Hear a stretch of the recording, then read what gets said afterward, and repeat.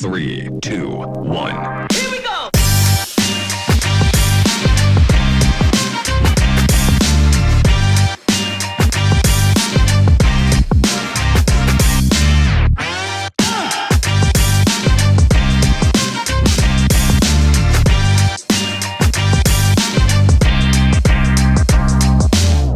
Some of you know our first guest as Sweetie Pie of Sweetie Pie's restaurant. Miss Robbie Montgomery grew up in Columbus, Mississippi. She became an American soul singer and restaurateur. Miss Robbie is noted for being one of the original Ikettes in the Ike and Tina Turner Revue in the 1960s. After 10 years as an Ikette, she was a member of the Mirettes and then became a night tripper for Dr. John. You have to tell us what that is, honey. In the 1970s, however, Miss Robbie was a background vocalist for acts such as Stevie Wonder, Barbra Streisand, really? The Rolling Stones, and Joe Cocker. She later created the Sweetie Pies franchise, yum, yum, yum, and starred. And we welcome you all to the Jamie Foster Brown Show.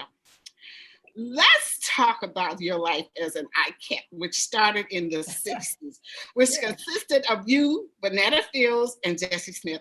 And you all had hits like I'm Blue. Is that like I'm Blue?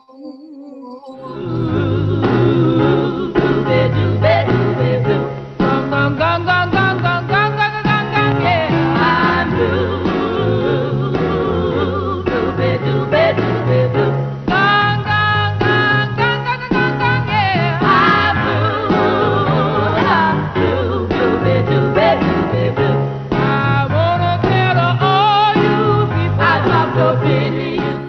Could sing. Still don't know. And Peaches and Cream. Yes. How does that go? Peaches. Peaches and Cream.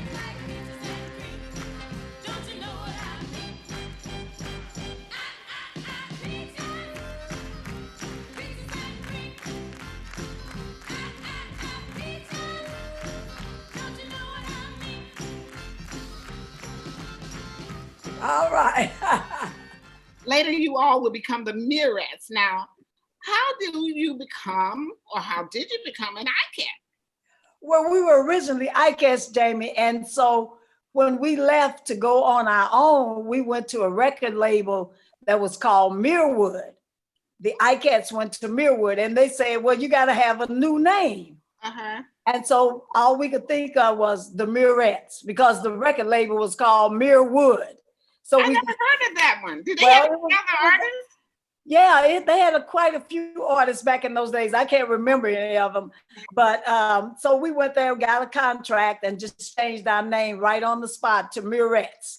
Okay. And we had in the midnight hour, we had a couple of mediocre hits, you know, Stand By Your Man. We covered Stand By Your Man. We had a couple of things there.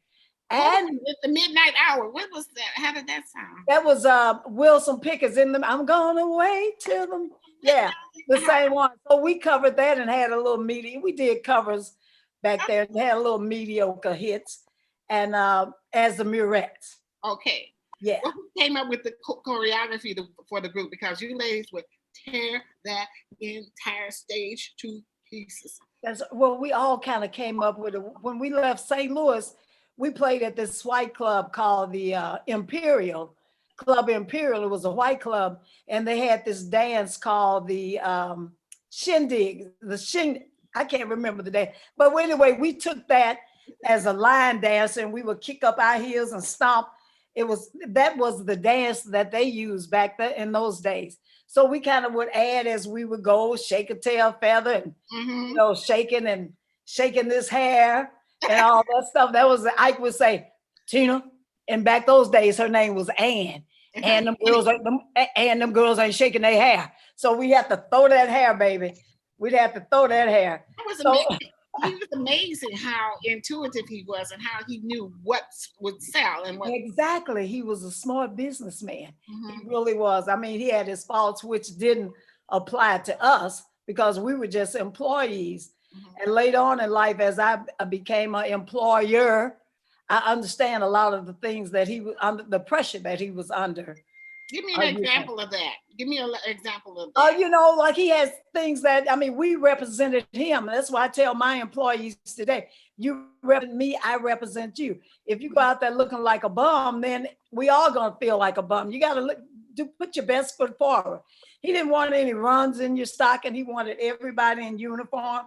And that's the same way I am today. I want everything to coordinate. I want it all looking peaceful. When you walk in there, I want you to look professional. And all this came from Ike, you know, things that I learned when I was with him.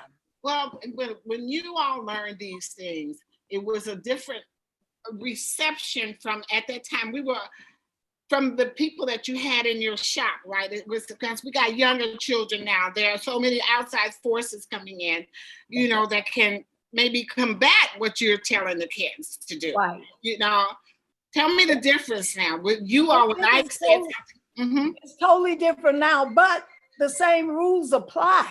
Yes. I mean, it's just like what our mom told us. We didn't believe it then, but as adults, we can look back. My aunt used to say, joy cometh in the morning. Yeah. When I was younger, I didn't understand that. But now as an adult, I can't hardly wait for the morning. Yes. Some days, you know, because I know there's going to be a change. Well, what was it like working with Tina? You know, well, she was one of us. She wasn't the big Tina. She was an employee also. So, go on. I'm sorry, Jane. Did you feel sad for her when you would see how in the movie it shows that the women knew the pressure that she was under? They were mournful for her. Well, I hate to say the movie. Some of it was right and some of it is wrong. I never saw that. Now, I was an original. I never saw it, but we know what was taking place, but we never saw it. Actually, we knew, because if we were mad if she was mad at him, she was had to be mad with us. But that was just the way it was. We knew that if she got on the bus and she was quiet, we knew that she had had an argument with Ike. But to actually see it, I cannot say that. But it was just unspoken things that we knew took place. Why did you all not be jealous of her? Because when she came, I mean, she just took over everything. She sucked up all the air in the room. I mean, do you just start? That was her job, to suck up the air, and we were there to blow it out behind her. Right, so, right. And that's dancing. Can you still move like that? Oh, baby, I got one tail feather left, and I can still shake it. We gotta get these tail feathers together, because I love to dance. Okay. All right. Would you consider Ike Turner a genius and ahead of his time during that era? I think so. And he didn't know it himself. I think he was an insecure man and needed a lot of people around him to approve of what he was doing. I mean, I don't like rejection. I don't like the word no, but it's out there. It's a part of life. So you have to be able to accept it. And a lot of people can't do that. So he was a very insecure man. What do you miss most about those days? Well, I'm not going to say I miss a lot of it, but singing is my first love, I say, and chicken is my second. So in chicken. You took up the honey. You seem like that chicken. I never got any of that food, you know. But we gotta come. We're gonna have a conversation after this. Okay. Okay. But for those who are not aware, Miss Robbie has a new single out called "Ain't My Stuff Good Enough." That's right. Let me sing it. Should I sing it? No, you sing. Yeah, you sing it. You sing it, please. Ain't my stuff good enough? All right.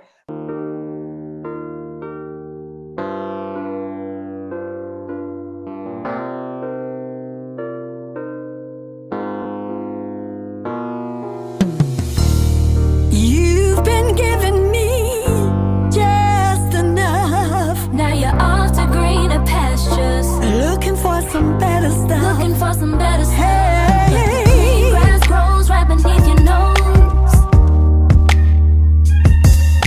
I'm sitting here right ready, waiting for you, sitting for you. But the green grass grows right beneath your nose. Hey, baby. So why you out creeping, scheming, trying to find someone new? What's the matter, baby? Ain't my stuff good enough? Ain't I good to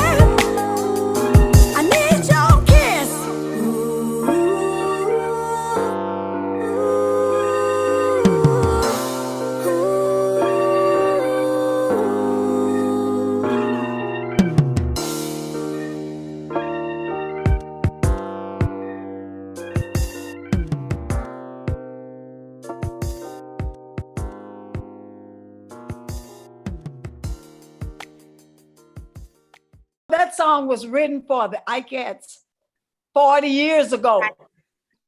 And Jamie, they banned the song. They said it was too nasty.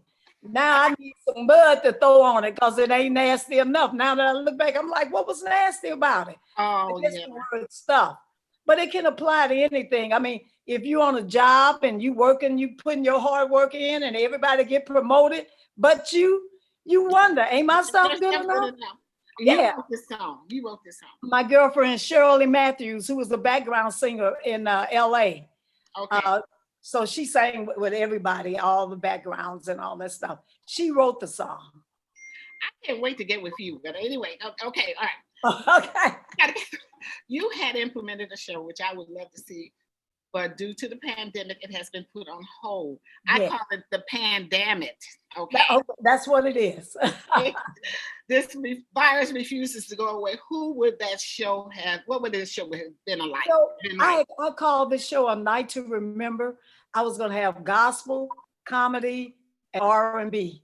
The young lady that was the gospel singer, her name was Erica Reed. And the young man was Jay Lamont, who's a very successful comedian, really, really funny. And I was going to be the R&B. So due to the COVID, we had to put it on hold. It was supposed to have been October the 1st in St. Louis at the Shelton. Okay, I see how you're a fighter. I Yeah. actually loved you in that kitchen. I loved how you were teaching in that kitchen. I said, oh, that's my kind of person. I don't see many me's. Right. You understand what I'm saying? But due to the pandemic, a lot has happened. So let me just ask you this. How is Tim? Just give me. Okay, Tim is good. We're at a standstill. We're waiting on everything. He's praying and we're praying that this turn out, like we wanted and the way God's in control. We don't have anything to do about it, but he's fine. He's fine. I talk to him twice a day to make sure, because this is my child. I worry about him. Absolutely. Where he's locked up or wherever he is, I worry about him. So I talk to him twice a day and he's good. He's doing better. Is he getting any kind of help in there? Because he should be. No, they're not doing anything. They don't even have a mask. No. Are you kidding me? No, they don't have masks. They don't have nothing. Just. Are you able to see him? No. I can see him because I paid for the video chat, but we can't visit him. I see what you're saying. Yeah. Oh my God! But he's up. I mean, he's up. No haircut. They can't get a haircut. I mean, he looks like a wolf man. Looks like a whole different person. But he's in good. So he has his good days and his bad days. We all do. I wish you, your family, blessings on you all. I know what this must have been like. It's devastating. For you. I know. It's devastating. Devastating. And I look at you that you keep keeping on. That's your child. Yeah. And no matter what happens, that's your heart. That's right. That's torn apart, So, but we hope that he gets better, and we figure it out what happened. That's important. Okay, thank you for just sharing. Now I want to. We got this lovely lady sitting there. When we felt like we didn't have anything, it was music that gave us a voice. We could tell each other in a song what we couldn't say in words. Learning music changed us, making us even smarter. We learned to harmonize together. And now we can go anywhere our dreams take us.